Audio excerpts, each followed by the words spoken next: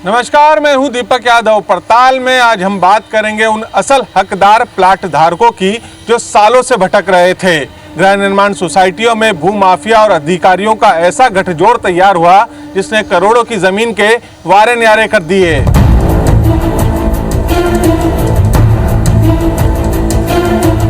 They were working as advisor to the भूमाफिया। तो आपको इसमें न्याय कौन देगा?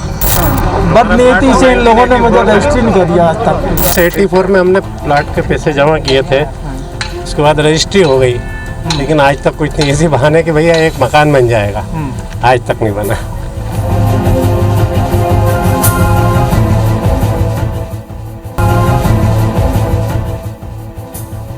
सुना आपने, ये इंदौर के वो हकदार प्लाट धारक हैं जिन्होंने करीब 2 दशक पहले पाई पाई जुटाकर शहर की अलग अलग गृह निर्माण सोसाइटियों में प्लॉट खरीदे थे। लेकिन सालों साल भटकने के बाद भी इन्हें इनके प्लॉट पर कब्जा तक नहीं मिला।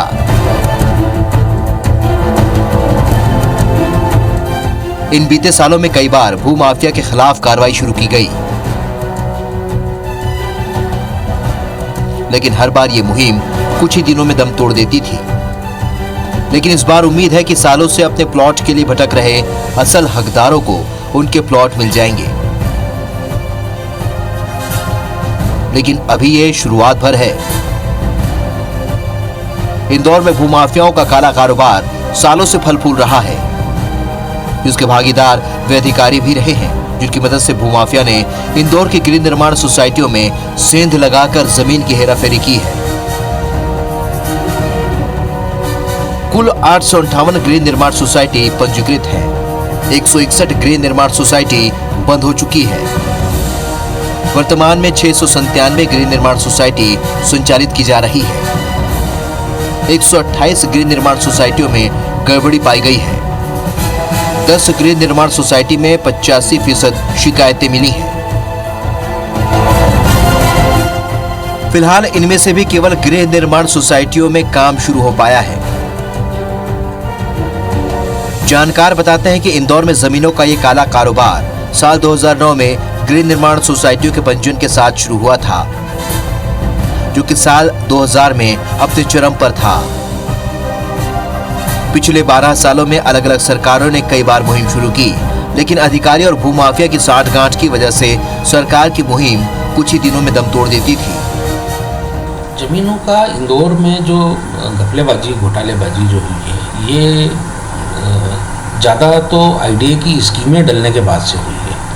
आईडीए ने मनमाफिक तरीके से बिना सोचे विचारे ऐसी ज़मीनों पे स्कीमें डाली है जहाँ पर बहुत ज़्यादा तादाद में हाउसिंग सोसाइटियाँ की ज़मीनें भी थी। उन ज़मीनों पर हज़ारों करीब आज 10 से 12 हज़ार सदस्य जो है अलग अलग सोसाइटियों के, वो लोग आज तक संघर्ष कर रहे हैं। 30-35 साल से उनको न्याय नहीं मिला है। और ये सभी को सोच के प्रशासन ने 2009 में एक मुहिम चलाई थी लैंड माफियाओं के खिलाफ। तो उसमें 25 संस्थाएं उन्होंने चिन्हित की थी जो सबसे ज़्यादा शिकायतों वाली थी। अब एक बार फिर से भूमाफिया के खिलाफ कार्रवाई शुरू की गई है, लेकिन इस बार उम्मीद है कि असल हकदार धारकों को उनके प्लॉट मिल जाएंगे। फिलहाल 3 गृह निर्माण सोसाइटियों की 6 कॉलोनियों में कब्जा दिलाए जाने की कार्रवाई की जा रही है। 3000 करोड़ से ज्यादा बाजार मूल्य की जमीन को जिला प्रशासन ने खाली करा लिया है। लीज का तो नहीं आया, जो मुझे रहवासियों ने जो रेवेन्यू रिकॉर्ड से जो चीज़ें निकल आ रही हैं, अभी डिस्ट्रिक्ट रजिस्ट्रार को मैंने मौके पर बुलाया है और रजिस्ट्री की बातें आई हैं कि प्लॉट्स के ऊपर रजिस्ट्री कर दी थी। तो वो पूरा बंदरबाट टाइप का चल रहा था, जिसकी मर्जी हो जो भी खरीद ले सोसाइटी को, उस पर कब्जा करा दे, उस पर रजिस्ट्री कर दे। तो इसीलिए सब कार्रवाई की गई है। एक्चुअली जब तक ये एफआईआर नहीं होंगी, ये लोग अरेस्ट नहीं होंगे, जब तक रासुका नहीं होगी ऐसे लोगों में, तो ये एक्सपोज भी नहीं होंगे लोग, ये और ये हतोत्साहित भी नहीं होंगे, या इस प्रकार का काम करने वाले अन्य जो सोसाइटी के लोग हैं वो लोग हतोत्साहित नहीं होंगे। मकसद हम लोग का बिल्कुल नहीं है कि ज़्यादा एफआईआर करना, कोई वो करना, पर ये मकसद बड़ा क्लियर है कि जितने कॉलोनाइजर्स हैं इस समय, जो सोसाइटी वाले हैं या जो नॉन सोसाइटी वाले जो आवासीय कॉलोनी काटते हैं, वहाँ भी समस्या बहुत चल रही है। केवल समस्या सोसाइटी में नहीं है, जो कोऑपरेटिव सोसाइटी से भिन्न जो आवासीय कॉलोनी काट रहे हैं वहाँ भी प्लॉटों की समस्या है लोगों को। दोनों के लिए बड़ा क्लियर संदेश है कि ये लोग महीने भर में अपनी सब सुलझा लेंगे। अपने सदस्यों को बुलाएं, जो वादे किए हैं उस वादे को पूरा करें। खैर, अधिकारी दावा जरूर कर रहे हैं कि एक एक प्लॉट धारक को उसका हक दिलाया जाएगा। लेकिन दस्तावेजों के मकड़जाल में उलझा भूमाफिया का ये ऐसा खेल है, इसे पूरी तरह से साफ करना इतना आसान नहीं होगा, क्योंकि अभी तो 128 में से केवल 3 गृह निर्माण सोसाइटियों में ही काम शुरू हो पाया है। दीपक यादव, IBC 24, इंदौर। वैसे तो सालों से भूमाफिया इंदौर में जमीनों की बंदरबाट कर रहे हैं, लेकिन कुछ मास्टरमाइंड ऐसे हैं जिन्होंने अपने रुतबे और मसल पावर का इस्तेमाल कर सबको पीछे छोड़ दिया।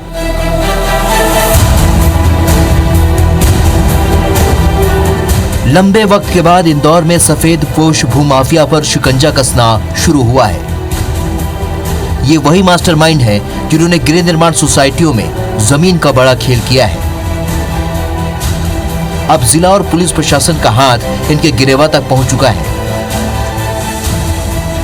जिला प्रशासन ने शुरुआत में 17 भूमाफिया के खिलाफ धोखाधड़ी, जाली दस्तावेज बनाने और षड्यंत्र करने की धाराओं में अपराध दर्ज कराए हैं। दीपक जैन उर्फ मद्दा, सुरेंद्र संघवी, प्रतीक संघवी, केशव नाचानी, ओम प्रकाश धर्मानी, दिलीप जैन, पुष्पेंद्र नीमा, मुकेश खत्री, रणवीर सिंह सुदन, विमल लुहाड़िया, नसीम हैदर, दीपेश वोरा, जितेंद्र धवन, राजीव धवन, श्रीधर कदम, राम सेवक करदीन, गुलाम हुसैन और रमेश चंद्र डी जैन।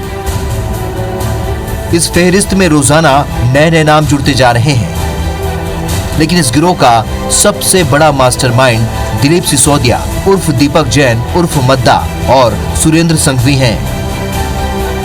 इन्होंने अमूमन हर गृह निर्माण सोसाइटी में करोड़ों की हेराफेरी कर लोगों को ठगा है।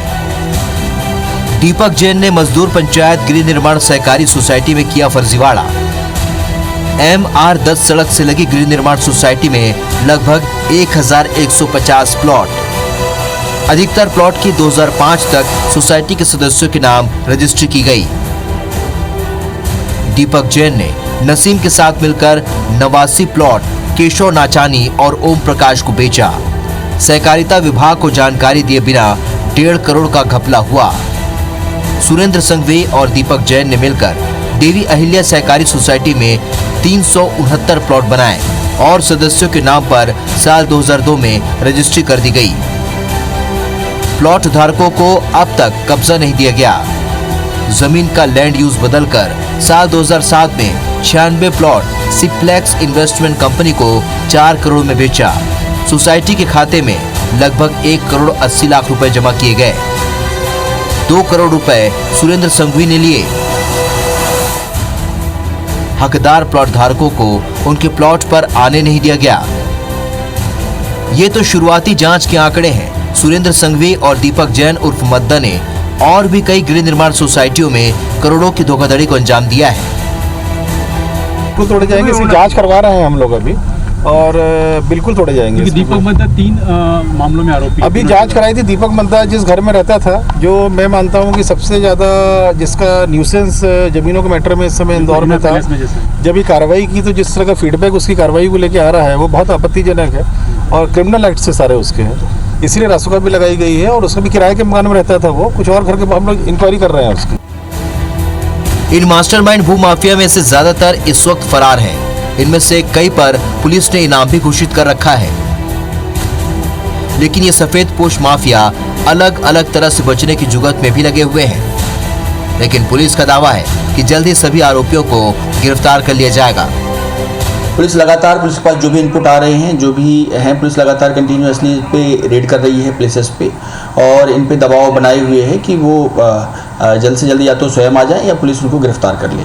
दूसरी बात ये है कि इसमें एसआईटी टीम का भी गठन किया गया है। वो एसआईटी ताकि कंटिन्यूसली यदि थाने के काम से ये जो विवेचना है इनकी और इनकी धरपकड़ का जो कार्य है वो प्रभावित ना हो। इसके अलावा लुकआउट नोटिस और अन्य जो संलग्न गतिविधियाँ, इनकी संपत्ति की जानकारी, इनके जो नंबर 2 का काम देखने वाले लोग हैं, उन सबकी जानकारी भी पुलिस खंगाल रही है और इस पर जो भी हमारे पास में इंफॉर्मेशन आती है उस पर नियमानुसार कार्रवाई की जाएगी। भले ही पुलिस दावा कर रही है कि जमीन के इन काले कारोबारियों को जेल की सलाखों के पीछे पहुंचा देगी, लेकिन ये इतना आसान नहीं होगा। क्योंकि इनकी पहुंच बहुत ऊंची है, लिहाजा कितनी सफलता मिलेगी फिलहाल कहा नहीं जा सकता। दीपक यादव, IBC 24, इंदौर। जाकर उम्मीद की किरण जागी है। असल प्लाट धारकों को उनके प्लाट पर कब्जा मिल रहा है, लेकिन ये कवायद दस्तावेजों में इतनी उलझी है जिसे पूरा होने में काफी वक्त लगेगा।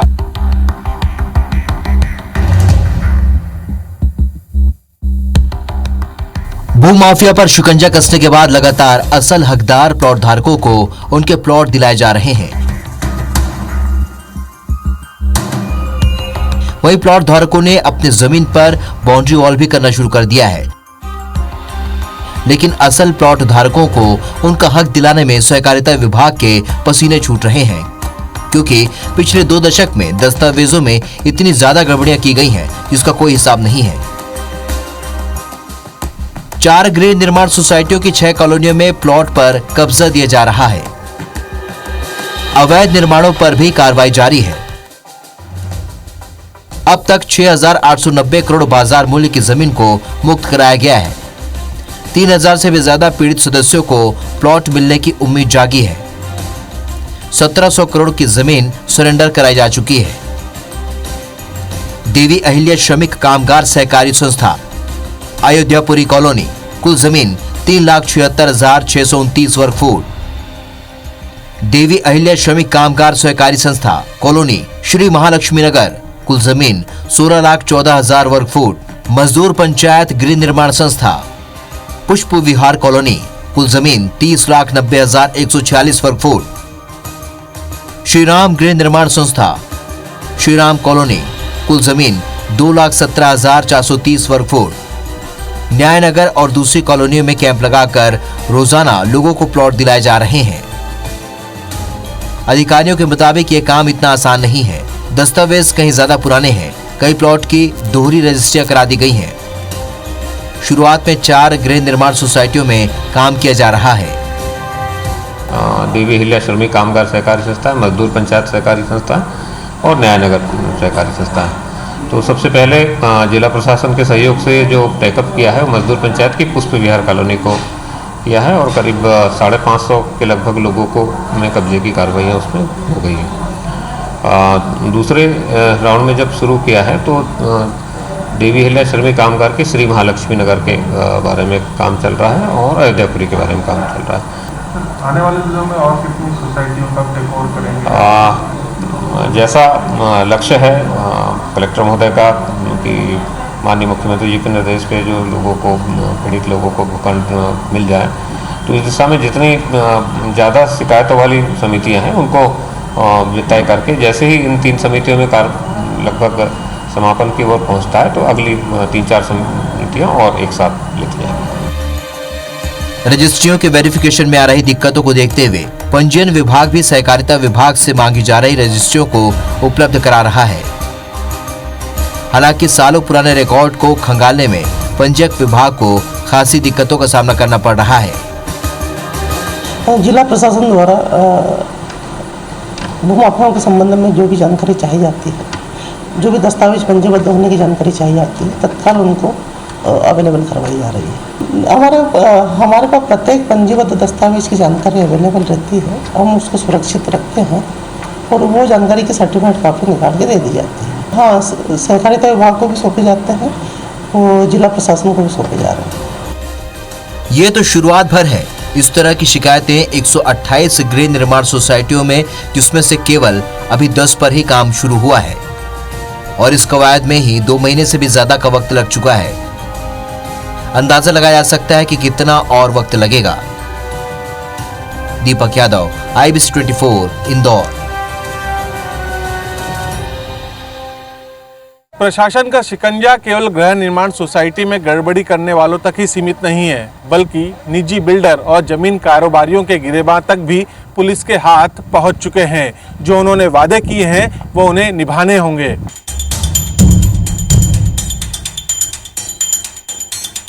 भूमाफिया पर चल रहा प्रशासन का डंडा केवल सहकारी गृह निर्माण संस्थाओं में जमीन की हेराफेरी करने वालों तक सीमित नहीं रहेगा, बल्कि निजी रियल एस्टेट कारोबारियों के खिलाफ भी शिकंजा कसना शुरू हो गया है। गृह निर्माण सोसाइटियों में हेराफेरी करने वालों के साथ ही प्रशासन ने साफ कर दिया है कि जिन्होंने भी जो वादा प्लॉट और फ्लैट बेचते वक्त किया था उसे 2 महीने में पूरा करना होगा, क्योंकि भूमाफिया पर चल रही कार्रवाई के बाद कई शिकायतकर्ता सामने आ रहे हैं जिन्हें निजी कारोबारियों ने टाउनशिप और कॉलोनियों में प्लॉट बेचे थे। इनमें से ज्यादातर कॉलोनियों में डायरी यानी कि बिना रजिस्ट्री के ही प्लॉट बेच दिए गए। रुपया जमा होने के बाद भी हकदार प्लॉट धारकों को उनके प्लॉट पर कब्जा नहीं दिया गया। इसके अलावा सरकारी ग्रीन बेल्ट और सीलिंग की जमीन पर कॉलोनी काटकर प्लॉट को नोटरी कर बेच दिया गया। ऐसे तमाम जमीन के कारोबारियों को चेतावनी दी गई है कि वे अपने रिकॉर्ड में सुधार कर लें, नहीं तो आने वाले दिनों में सभी के खिलाफ कार्रवाई होगी। इसमें हर तरह के भूमाफिया जो पूर्व में भी कभी भी सक्रिय रहे हों उनके खिलाफ लगातार कार्रवाई की जा रही है। अगर हम देखें तो पिछले 4-5 महीनों में कई लाख रुपए के जो बड़े बड़े इनामी हैं सबको पकड़ा गया है। हाल में जो कार्रवाई हुई है इसमें से भी लगभग आधे से ज़्यादा जो आरोपी हों पकड़े जा चुके हैं। कुछ आरोपी जो फरार हैं उन पर इनाम घोषित किया गया है। टीमें अलग अलग जगहों पर सक्रिय हैं। उम्मीद है उनकी भी गिरफ्तारी जल्द हो जाएगी। गृह निर्माण सोसाइटियों में गड़बड़ी करने वालों में नए मास्टरमाइंड भूमाफिया के अलावा पुराने बदमाश भूमाफियाओं के नाम भी सामने आ रहे हैं, जिन्होंने गृह निर्माण सोसाइटियों के अलावा निजी कॉलोनियों में भी करोड़ों की जमीन की बंदरबांट की है। इनके खिलाफ लगातार पुलिस का शिकंजा कसता ही जा रहा है। पुलिस ने अब तक पुराने बदमाश बब्बू, छब्बू, नसीम, हैदर, समीर, इमरान और सुल्तान को गिरफ्तार किया है। केशव नाचानी, मुजीबुर रहमान, साजिद भी पुलिस गिरफ्त में हैं। मनोज नागर, राजेश सिंगर, अकरम खान और राजेश राठौर की गिरफ्तारी हो चुकी है। बॉबी छाबड़ा के खिलाफ भी पुलिस ने एक्शन लिया है। पुलिस अधिकारियों के मुताबिक भूमाफिया के खिलाफ जीरो टॉलरेंस पर कार्रवाई की जा रही है। केवल शहरी इलाके में ही नहीं बल्कि ग्रामीण स्तर पर भी पुलिस ने भूमाफिया को गिरफ्त में लेने के लिए अलग से एसआईटी का भी गठन किया है, जो कि लगातार फरार भूमाफिया का पीछा कर रही है। लेकिन अब तक ये जालसाज पुलिस की गिरफ्त से दूर है। दीपक यादव, IBC 24, इंदौर।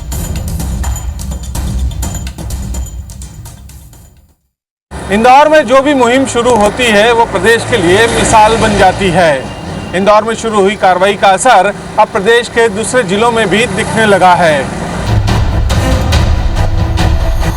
इंदौर में भूमाफिया के खिलाफ शुरू हुई मुहिम पूरे देश में नजीर बन चुकी है।